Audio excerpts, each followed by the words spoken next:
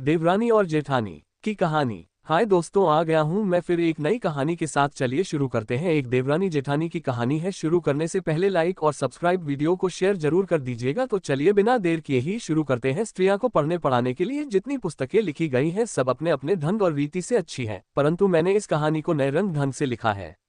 मुझको निश्चय है कि दोनों स्त्री पुरुष इसको पढ़कर अति प्रसन्न होंगे और बहुत लाभ उठाएंगे। जब मुझको ये निश्चय हुआ कि स्त्री स्त्रियों की बोली और पुरुष पुरुषों की बोली पसंद करते हैं, जो कोड़े स्त्री पुरुषों की बोली व पुरुष स्त्रियों की बोली बोलता है उसको नाम धरते हैं। इस कारण मैंने पुस्तक में स्त्रियां ही की बोलचाल और वही शब्द जहां जैसा आशय है लिखे हैं, और यह वह बोली है जो इस जिले के बलियों के कुटुंब में स्त्री पुरुष व लड़के वाले बोलने चालते हैं। संस्कृत के बहुत शब्द और पुस्तकों जैसे इसलिए नहीं लिखे कि न कोई चित्त से पढ़ता है और न सुनता है। इस पुस्तक में ये भी दर्शा दिया है कि इस देश के बनिए जन्म मरण विवाह आदि में क्या क्या करते हैं, पड़ी और बेपड़ी स्त्रियों में क्या क्या अंतर है, बालकों का पालन और पोषण किस प्रकार होता है और किस प्रकार होना चाहिए, स्त्रियों का समय किस किस काम में व्यतीत होता है और क्यों कर होना उचित है। बेपड़ी स्त्री जब एक काम को करती है उसमें क्या क्या हानि होती है, पड़ी हुई जब उसी काम को करती है उससे क्या क्या लाभ होता है। स्त्रियों की वह बातें जो आज तक नहीं लिखी गई मैंने खोजकर सब लिख दी है, और इस पुस्तक में ठीक ठीक वही लिखा है जैसा आजकल बनियों के घरों में हो रहा है। बाल बराबर भी अंतर नहीं है। प्रकट हो कि यह रोचक और मनोहर कहानी श्रीयुत एम कैम्पसन साहिब, डायरेक्टर ऑफ पब्लिक इंस्ट्रक्शन, बहादुर को ऐसी पसंद आई, मन को आई और चित्त को लुभाई कि शुदा करके इसके उपने की आज्ञा दी और 200 पुस्तक मोल ली। और श्रीमन महाराजाधिराज पश्चिम देशाधिकारी श्रीयुत लेफ्टिनेंट गवर्नर बहादुर के यहाँ से चिट्ठी नंबर 2672 लिखी हुई 24 जून सन 1870 के अनुसार इस पुस्तक के कर्ता पंडित गौरीदत्त को 100 रुपये इनाम मिले। दया उनकी मुझ पर अधिक वितर से जो मेरी कहानी पढ़े चित्त से, रही भूल मुझसे जो इसमें कहीं बना अपनी पुस्तक में लेबे वहीं।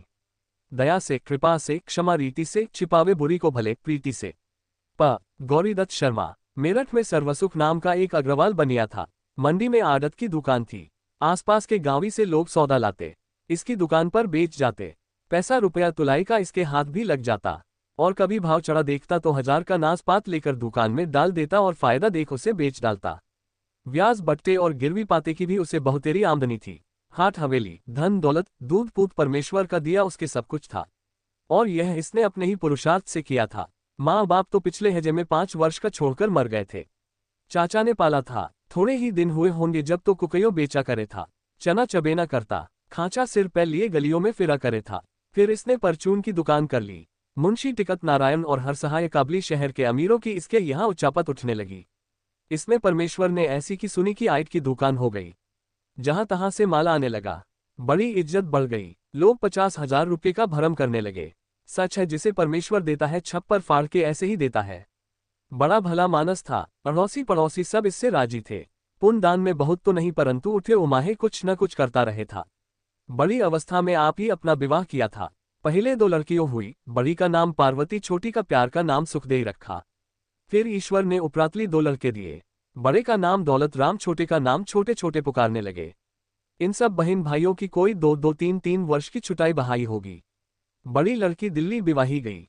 छोटी लड़की की मंगनी बंशीधर कबाड़ी के यहाँ हापुड़ हुई।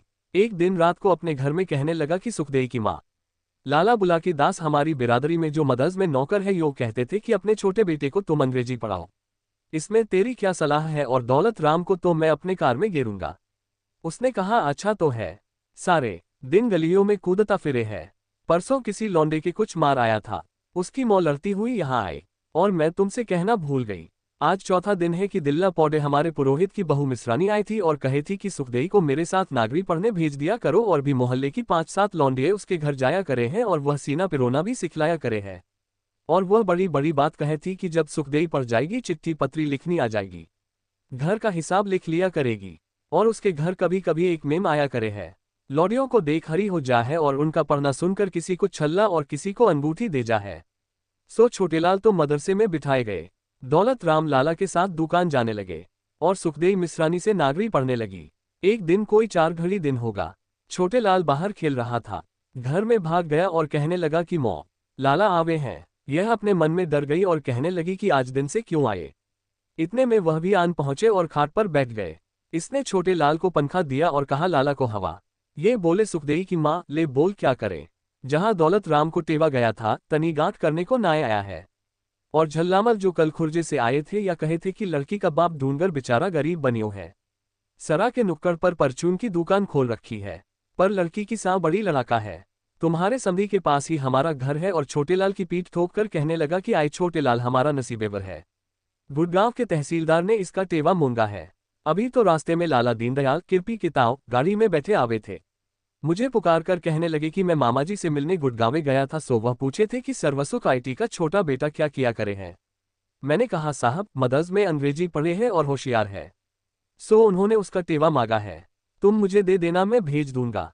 लाला साहब लड़की बड़ी सुघड़ है, वह अपनी लड़की को आम नागरी पढ़ाया करे हैं। सुखदेई की मौ बोली कि तुम दौलत राम की सगाई रख लो, आई हुई लक्ष्मी घर से कोई नहीं फेरता, और रुपया पैसा हाथ पैरों का मैल है, आगे लौडिया लौंडे का भाग है। सो नायतनी गांठ करके चला गया और उसी साल में विवाह की चिट्ठी लेके आया। इन्होंने कहला भेजा कि अब के वर्ष तो हमारी लड़की विवाह की ठहर गई है, अगले वर्ष विवाह रख लेंगे। छोटेलाल की पत्री गुड़गांव मिल ही गई थी। लाला दीनदयाल के मार्फत वहां से कहलावत आई कि सर्वसुख जी से कहना कि मरती जीती दुनिया है, आगे मैं सरकारी नौकर हूं, आज यहाँ कल जाने कहाँ को बदली हो जाए। सो लड़की का विवाह हम इसी साल में करेंगे। इन्होंने यहाँ से कहला भेजा कि हमारी इज्जत उनके हाथ है। अभी तो 2 विवाहों से निपटे हैं और इस साल में न केवल सूचता भी नहीं है, अगले साल जैसा मुंशी जी कहेंगे वैसा करेंगे। अगले साल विवाह की तैयारी हो गई और बड़ी धूमधाम से लाला जी बेटे का विवाह कर लाए। दोनों तरफ की वाह वाह रही।